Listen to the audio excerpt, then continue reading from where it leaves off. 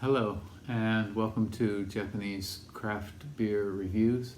And today we're going to begin a series of 4 beers from a brewery that's very new, or fairly new. It's called DD4D, and they are based in Ehime, Matsuyama. And to my knowledge, they're the second brewery in Matsuyama after Dogo beer.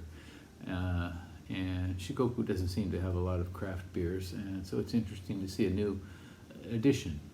Shikoku, if you're not familiar, Shikoku is one of the 4 main islands of Japan.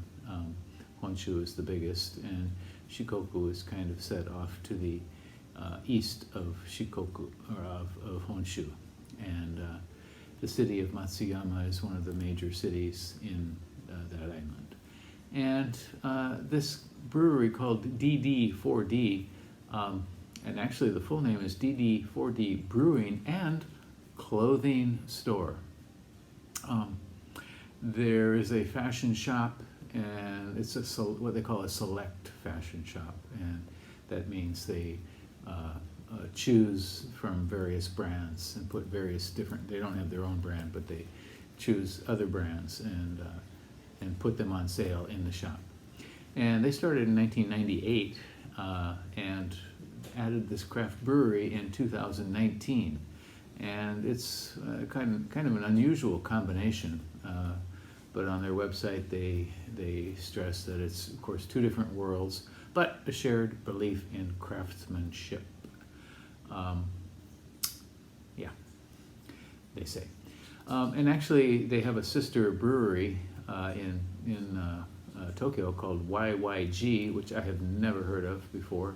I assume Tokyo Beer Geeks may be familiar with it. And the head brewer at DD4D in Matsuyama, in Ehime, Matsuyama, worked there apparently. And the Japanese brewer. And they also have a creative director who came from the fashion world, who kind of, I guess, works on various things with them, maybe including the artwork for their labels. And they have an American brewer who worked at Flying Fish and 21st Amendment in the U.S. So, and recently they became quite a bit in the news for their Kit Kat beer.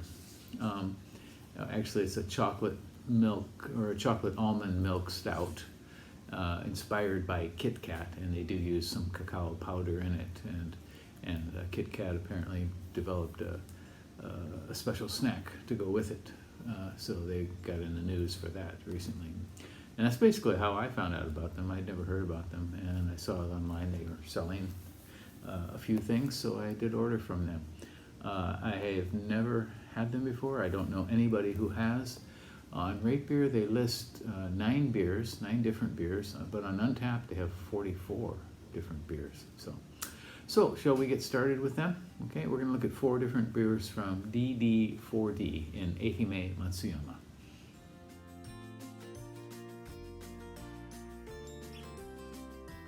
And now we're going to take a look at another beer from DD4D, and it is this.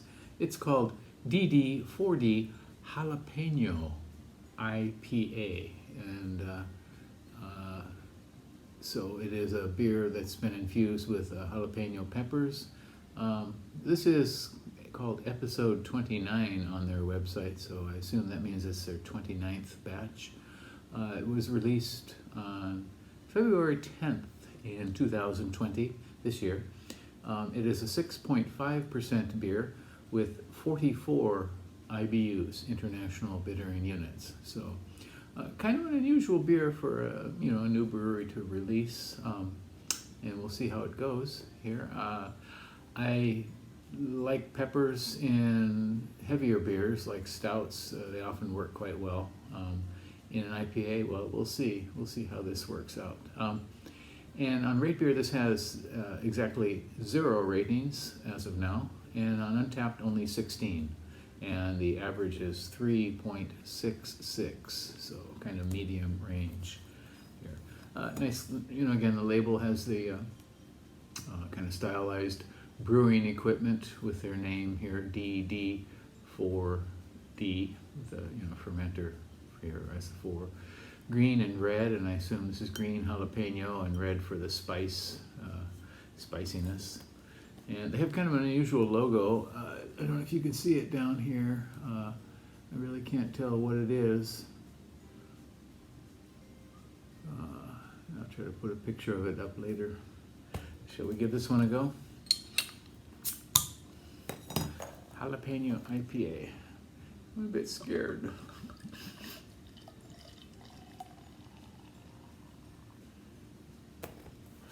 Okay. Looks unassuming, very, very lightly hazy, pretty much see-through.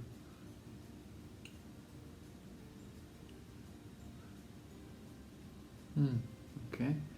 A couple of fingers of kind of spongy white head. Pretty solid, slick, no lace really to speak of.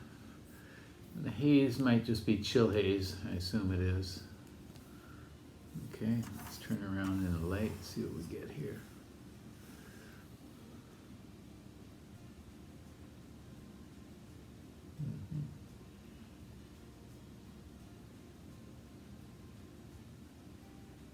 Okay, all right, let's try the aroma. Ooh, I can smell the peppers. Kind of smells like scorched coffee. Yes, my goodness.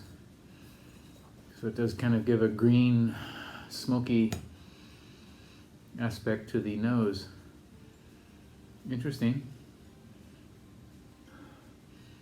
That's the primary element. I guess I'm getting something grassy, but I'm sure it's the jalapeno, it's not the hops.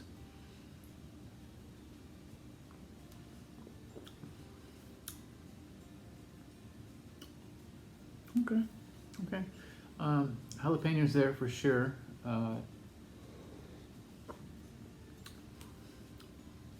But it's not in excess, and it kind of acts like the effect is basically like a kind of hop or hop adjunct.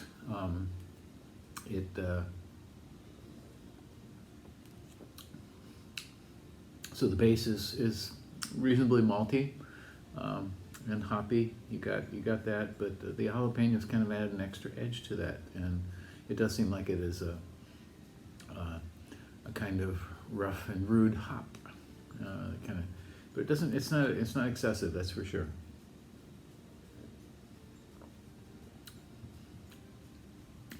Yeah, interesting. It's not the thing I would put in a beer like this myself, but I think it works, and I give them kudos for trying out something like this rather than maybe I don't know, putting some kind of a light Japanese fruit that so many brewers tend to do.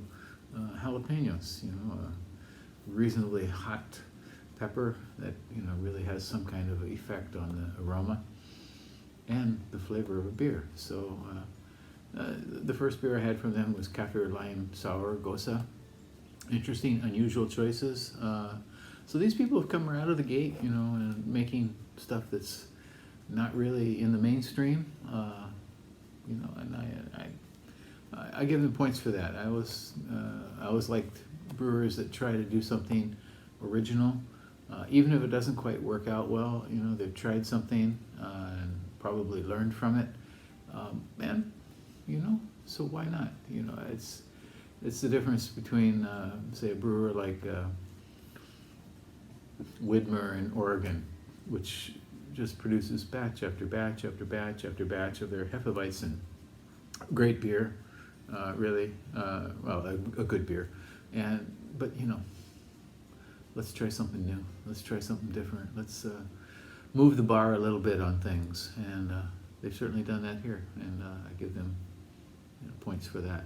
Once again, this is called DD4D Jalapeño IPA. It's not going to knock your socks off, but it's got a very interesting, unusual peppery note to it, and you may want to try this out. 6.5% from DD4D in Matsuyama, Ehime Prefecture, Shikoku, Japan.